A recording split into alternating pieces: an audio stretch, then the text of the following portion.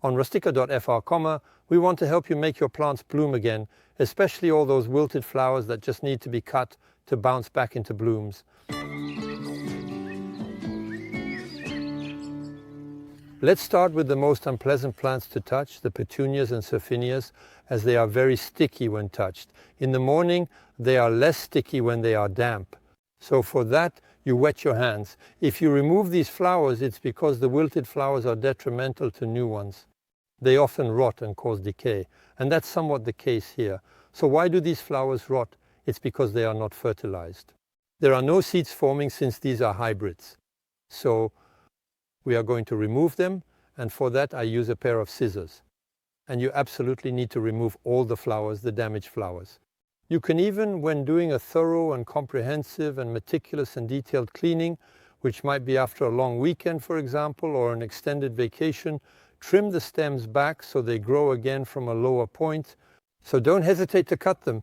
And anyway, Petunias and Surfinias will definitely bloom again very quickly. For example, if we left its flowers on, even if they bloom on this stem, it will allow it to bend a little, but we see a number of buds and flowers that are ready to bloom, but only on one condition, which is to cut the top. And at that moment we get a new generation of flowers and buds that will bloom on the same stem.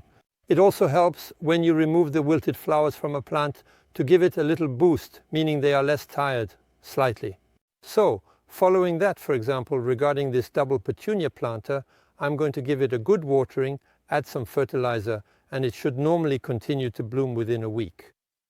This rule also applies to the plants you have in your planters. If you want it to look very nice in a week or two, make sure not to leave the flowers, cut all the flowers. Regarding geraniums, cleaning is much easier, a cleaning that is not really mandatory. You can notice on the stems, the wilted stems disappear on their own. But to have more flowers, just look at the planters in Alsace. They are always very flowered. And you will see that the Alsatian women and men constantly remove the wilted flowers. So when you remove the wilted flowers, you remove them all the way to the end. Take advantage when you are cleaning flowers, when you remove your wilted flowers, to also remove the flowers that are in full bloom. It's pointless to leave them. They will quickly be replaced by new buds. It won't take 3 days before you have new flowers. Zonal geraniums are beautiful and vibrant geraniums with more substantial flowers. Here is one. So this is a white and vibrant zonal geranium. So they have the peculiarity that if you leave the flower, rot sets in on the flower, as you can see here, and it spreads along the stem. And it's not very pleasant, it's not very pretty either. So the goal is to gradually remove the wilted flowers. And here we see that the buds have fully bloomed. Always by removing the stem down to the base. Be aware that a flower is much easier to remove when it has been thoroughly and completely moistened beforehand. A dried flower is much more difficult to remove. So here we have 3 buds, and this plant will indeed proceed to bloom. Still in the same style, geraniums. These are single-flowered geraniums, zonal ones, which have the particularity of having self-cleaning flowers. But it is still preferable, in fact, to remove the flowers, actually. Other flowers are sometimes difficult to tell if they are wilted or not. This is the case with hibiscus. Hibiscus, or Chinese roses, have the peculiarity of having a short-lived flower. To check if your flower is wilted, simply observe the pistil carefully and closely, paying attention to its condition. If the pistil comes out of the bud, it's a slightly wilted flower. You remove it.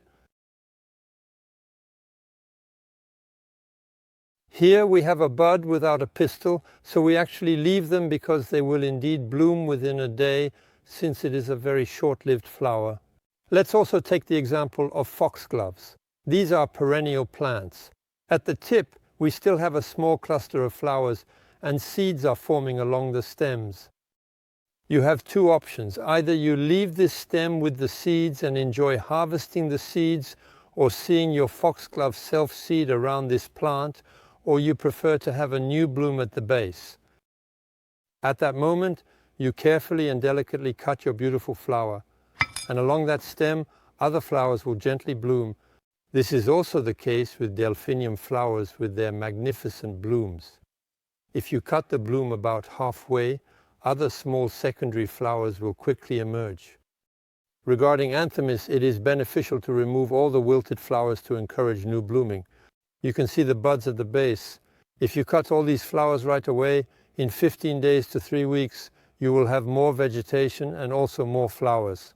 Be aware that as a general rule, when you cut a flower, you gain 3 buds behind it that will be much more floriferous.